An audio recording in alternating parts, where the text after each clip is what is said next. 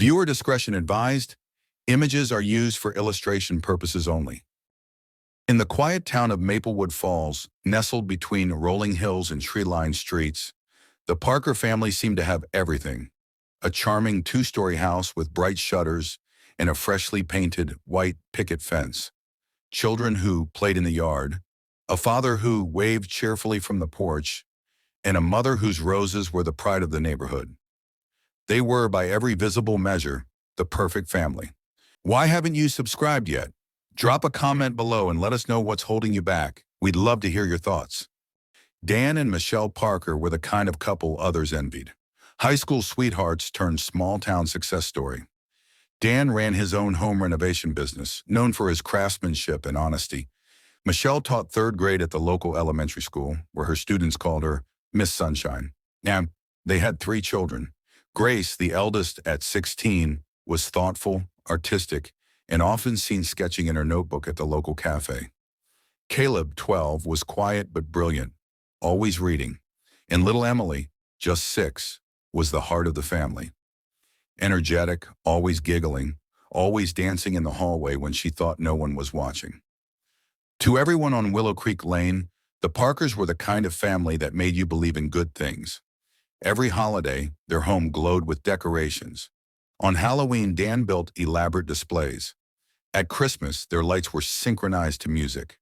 Their social media was filled with smiling photos, family game nights, and weekend hikes. If you asked anyone in Maplewood Falls, they'd tell you the same thing. They were so happy. The Parkers were perfect. But perfection is often a mask. And sometimes, that mask is hiding something rotten underneath. The first sign that something was wrong came on a Monday morning. Grace didn't show up at school. Her friends thought she might be sick. The following day, Caleb was absent too. The day after that, Michelle didn't come to work. No call, no warning. At first, people assumed it was the flu. Maybe the whole family had come down with something. But the mailbox overflowed. Packages sat untouched on the porch. The porch light, which always flicked on at dusk, stayed off. The house, usually full of life and laughter, now stood in silence. It was the mailman who first reported it. He told police, "It's just off. That house isn't right." A wellness check was scheduled. Officers knocked. No answer. They circled the property. No signs of struggle. No broken windows. No forced entry. Everything seemed still, too still. Michelle's car was parked in the driveway. Dan's truck was gone. That in itself wasn't unusual. He often left early for job sites, but this time he hadn't shown up at work in 3 days. No calls, no messages. His crew hadn't heard from him. His phone rang and rang. The officers eventually left, marking the visit as non-critical. They'd try again the next day. But the neighbors? They couldn't shake the feeling that something was deeply wrong. Barbara Jensen, the Parkers' next-door neighbor, remembered hearing a strange noise late Friday night. A loud bang, like something heavy had fallen, followed by silence. She said she'd seen someone walking past the back window, but the curtains were drawn and the lights were off. She convinced herself it was nothing. People always convince themselves it's nothing. 3 days passed, then 4, then 5. Still, the Parker house sat motionless. No one in, no one out. The roses wilted. The garbage cans remained at the curb, untouched. By Friday, the police were called again, this time with urgency. And when they came back, they forced their way in. What they found would shatter the illusion forever. But before we open that door, before we uncover the horror that lay behind it, let's go back. Let's understand who the Parkers really were, not through smiling photos or social media posts, but through the cracks they tried to hide. Because sometimes the story isn't just about what happened. It's about everything that led to it. The town of Maplewood Falls would never be the same. And for those who thought they knew the Parkers, the truth would leave them stunned and disturbed. Because perfection, as it turns out, is often the greatest lie of all. For those who lived on Willow Creek Lane, the Parker family's disappearance didn't make sense. Not at first, but as investigators began peeling back the layers of their perfect life, a different picture began to emerge, one far more fragile and far more disturbing than anyone could have imagined. It started with the neighbors. Barbara Jensen, who had lived next door for over 2 decades, was the first to speak candidly when detectives returned for follow-up questions. Her tone was cautious but honest. "They were good people," she said, hesitating.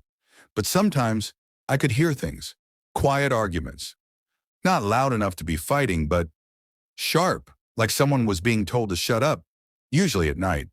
Others chimed in, little comments, odd observations.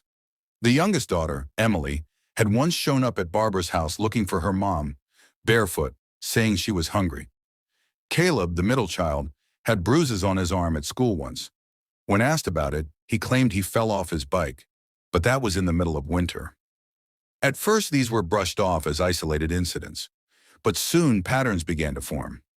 Michelle, the mother, had taken several personal days from school in the months before the disappearance. Her once cheery demeanor had grown duller. She stopped attending staff gatherings. A coworker mentioned she'd caught Michelle crying in her car one afternoon in the parking lot, but when asked about it, she'd simply replied, "I'm just tired. Everything's fine." But everything wasn't fine. Grace, the eldest daughter, had been keeping a private journal. Investigators found it inside a hollowed-out book in her room, hidden behind rows of school awards and sketchbooks. The journal painted a haunting portrait of a family in quiet collapse. In one entry, dated just 2 months before their disappearance, Grace wrote, "Mom cries when she thinks no one can hear. Caleb hardly talks anymore. Dad's different. He's colder now. Not violent, but he watches us, like we're guests in his house. He doesn't talk much at dinner. He just stares. Sometimes I think he hears things. Sometimes I think he wants to disappear." Even more disturbing was another entry, scribbled in red ink. "He started locking the basement again. I heard something down there. It didn't sound like a machine. I asked him, and he smiled. Just smiled." That smile would appear again in interviews with Dan's coworkers. Though reliable and efficient on job sites, Dan had become increasingly withdrawn. He was once known for his friendly conversations and occasional jokes. But recently, he kept to himself. He skipped breaks. He sometimes muttered things under his breath when he thought no one was around. One worker mentioned that Dan had recently built a new wall in the basement of his home. When asked why, he gave a vague answer, something about repurposing the space. No one thought much of it at the time. Michelle's internet history also revealed troubling details. She'd been researching divorce laws, custody arrangements, emergency shelters for women and children, all bookmarked in a hidden browser profile. She'd even drafted an email to a local divorce attorney, but never sent it. Investigators found one unsent message still saved in her drafts. It read, "I don't know if I'm overreacting, but something's wrong. He's changed. I don't feel safe anymore. My kids don't either. Please tell me what I need to do, and if I'm crazy, I'll delete this. But if I'm not, I need to know I have options." She never pressed send. Further evidence showed Michelle had started keeping emergency bags in the trunk of her car. One for each child, filled with clothes, toiletries, and small toys. It was a silent contingency plan for an escape that never happened.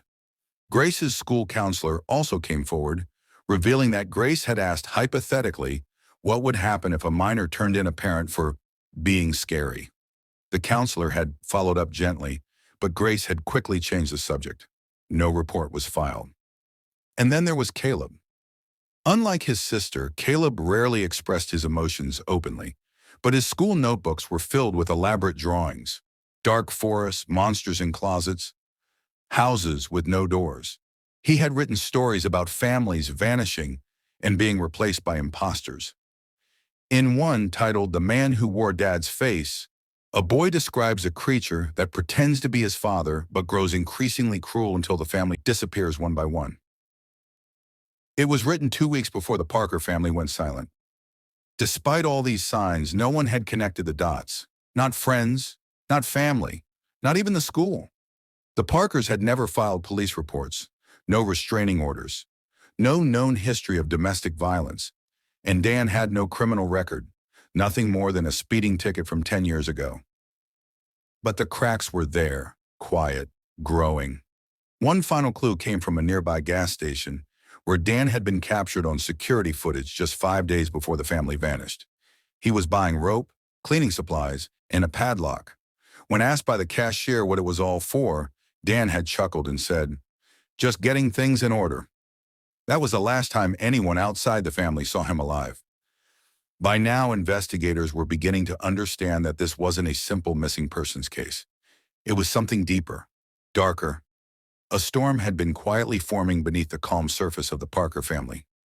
And as police prepared to re-enter the home, this time with a warrant and a forensic team, they knew one thing for certain. The perfect picture had shattered. Now it was time to see what lay beneath the broken glass. The Parker home stood quiet in the late evening of Friday, March 17th. Outside, the sky was overcast. The street was still. A single porch light flickered before shutting off completely. Inside the house, time had stopped. Investigators, armed now with a search warrant and mounting suspicion, returned just after sunset. This time, they weren't knocking politely. They were prepared to force their way in. The officers moved carefully, one to the front, another to the side. A third covered the back. The blinds were closed. No movement inside. No sound. No light. They breached the front door at 7:13 p.m. What they encountered first was the smell. Something foul and metallic, faint but undeniable.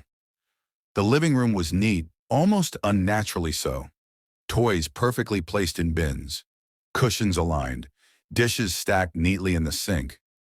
It looked less like a home and more like a photograph of one. But there was no sign of life. The officers swept room by room, calling out names. Michelle, Grace, Caleb, Emily. Silence. The kitchen lights were off, but a plate of half-eaten food sat on the table. A glass of milk tipped slightly, dried at the base. A child's spoon beside it. It was as if time had stopped mid-meal.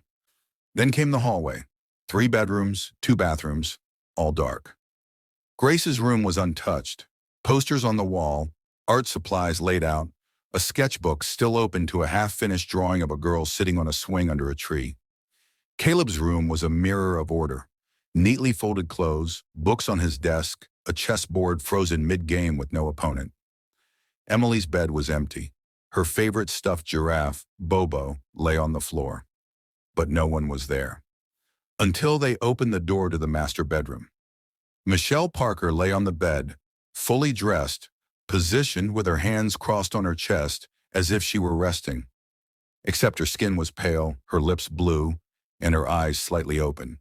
There was no blood, no visible trauma, but she was cold, still, dead. On the nightstand beside her was a glass, still half full of wine, and next to it, a bottle of crushed sleeping pills. The label had been scratched off. The officers called it in. Backup arrived. Forensics began their sweep. That's when they found the first real horror. Beneath the house, behind a locked door in the basement, was a room. It had not been listed in any house plans. It had been added recently. The wall behind the washer and dryer was fake, constructed from plywood, painted to match the basement walls. It was bolted shut from the outside. Once opened, it revealed what one officer would later describe as a nightmare made real. The room was windowless, soundproofed with foam padding. A single light bulb hung from the ceiling, swinging faintly. Inside were 2 child-sized cots, dried food wrappers, a plastic bucket, a small television bolted to the wall playing static, and 2 small bodies, lifeless, curled up in the corner, Caleb and Emily. No visible wounds, no signs of a struggle. The air was thin. Oxygen meters read dangerously low levels. A space heater nearby had been left running for days.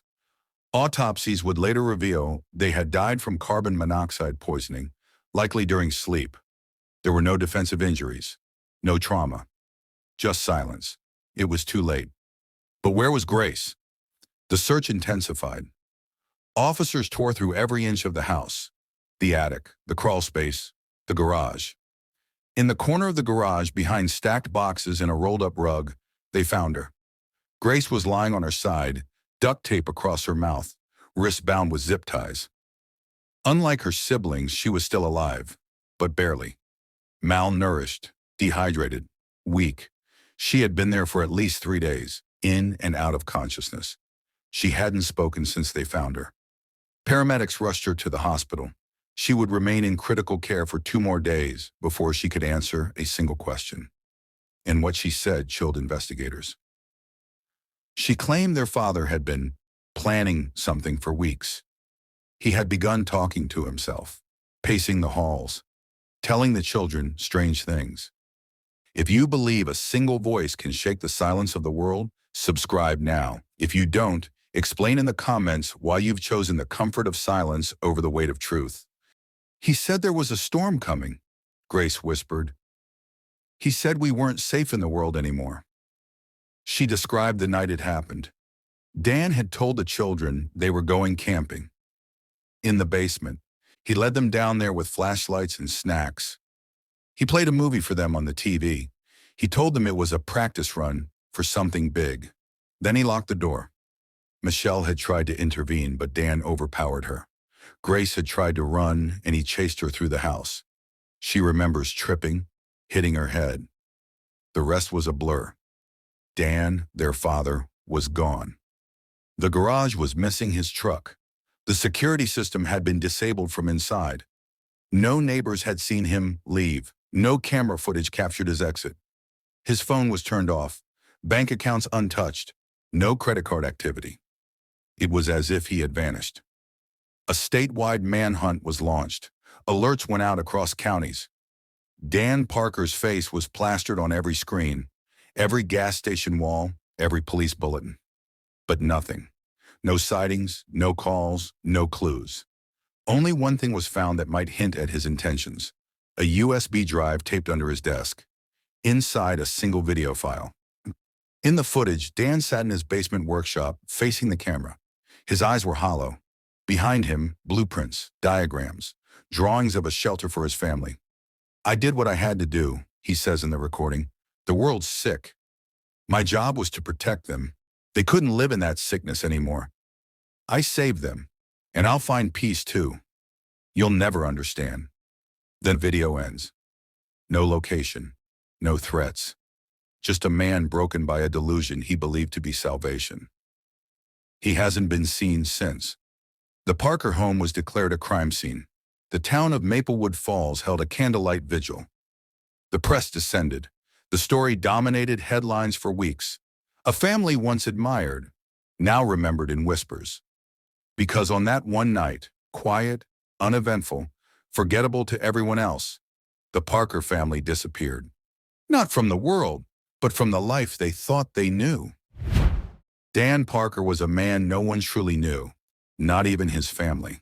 In the aftermath of the tragedy, investigators worked tirelessly to retrace Dan's steps, who he had been, who he became, and what could possibly explain the systematic breakdown of a man who once seemed steady, successful, and deeply devoted to his wife and children.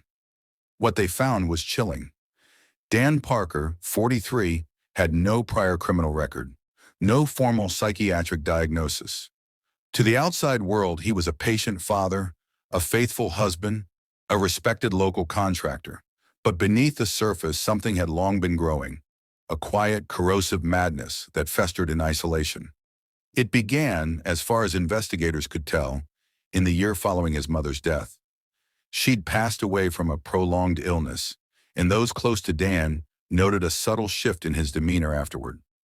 He grew quieter, more withdrawn. He stopped attending social functions. He sold the family cabin, his mother's favorite place, and refused to discuss it. His journal, found locked inside a steel toolbox in the garage, told a darker story. In entries dated nearly a year before the murders, Dan wrote about hearing whispers at night, not figuratively, literally. They come when it's quiet, when the rest of the house is asleep. I used to think it was dreams, but they keep saying the same thing. Protect them, protect them, protect them. At first, investigators assumed these were symptoms of stress or grief, but the writings grew more erratic over time. Diagrams filled the margins, sketches of underground bunkers, survivalist supply lists, calculations of air circulation for sealed rooms. He referenced government surveillance, toxins in the air, signals in the water. Then more frighteningly, he began writing in plural. We are ready. We see what they don't. They trust their poison. But we are chosen to save the ones who matter. We cleanse them before the fire comes. Dan's delusions, it seemed, had evolved from paranoia to messianic belief. He was no longer just a man fearing the world's collapse. He was someone who believed he was meant to save his family from it. A local psychiatrist brought in to consult on the case reviewed Dan's journals and video confession. Her conclusion was grim. Untreated paranoid schizophrenia, possibly worsened by isolation, generational trauma, and late-onset psychosis. The fact that Dan functioned for so long without diagnosis only made him more dangerous. He could mask his madness behind a smile. That smile appears repeatedly in surveillance footage, tight-lipped, calm, and disconnected. He'd walk into hardware stores to buy locks and lumber and leave behind no trace of abnormal behavior. He paid in cash, he smiled at the clerks. He never raised suspicion. But inside the Parker home, his madness was building momentum. One of the most disturbing discoveries was a soundproof recording room Dan had set up in the basement's far corner. There, investigators found dozens of cassette tapes. Most were labeled with dates. A few had names: Michelle, Grace, Caleb, Emily. Each tape was an audio diary. On one, Dan's voice whispers late at night, "They don't know, but they will. I'll teach them. I'll save them, even if it hurts." Another features an argument. Michelle's voice raised, demanding answers. She asks why the children are sleeping in the basement, why he changed the locks, why he won't talk to her. Dan responds calmly, coldly. Because they need to be clean when it happens. You wouldn't understand. Michelle's final journal entry, found tucked under her mattress, read, "I'm scared of him now. This isn't just paranoia anymore. He talks about purifying the kids. He says we're tainted. He looks at me like I'm not real. If I don't do something soon, I think something terrible will happen." And still, no one outside the home knew. Grace's earlier entries corroborated Michelle's fears. She described waking up to find her bedroom door open, Dan standing in the hallway, staring silently. She wrote about finding her toothbrush replaced, about how the water in the house started tasting off. She eventually began drinking only bottled water, which she hid under her bed. Dan had begun stocking survival rations in the crawlspace. He installed a secondary breaker box to keep power to the basement, even if the rest of the house lost electricity. He blacked out the basement windows. And then, in one of the USB folders, investigators found something far more terrifying: a digital blueprint titled The Clean Room. It was a detailed plan for converting the basement into a sealed chamber, complete with air filtration, controlled light cycles, sleeping arrangements, and decontamination protocols. He wasn't just hiding them. He was preparing them for something. The day before the murders, Dan left his job site early. Security footage showed him entering the hardware store at 1:17 p.m. He purchased duct tape, zip ties, bottled water, and a power inverter. That night, he cooked dinner for the family. Investigators believe he laced the meal with a sedative. Michelle didn't eat. She had wine instead, where he'd dissolved crushed sleeping pills. That would explain why there were no signs of struggle in the house, why Caleb and Emily never woke up, why Michelle never got out of bed. Grace, who hadn't eaten much, tried to run. That was why she was found in the garage. And Dan simply disappeared. The last confirmed sighting of him is still the gas station security footage. Everything after that is speculation.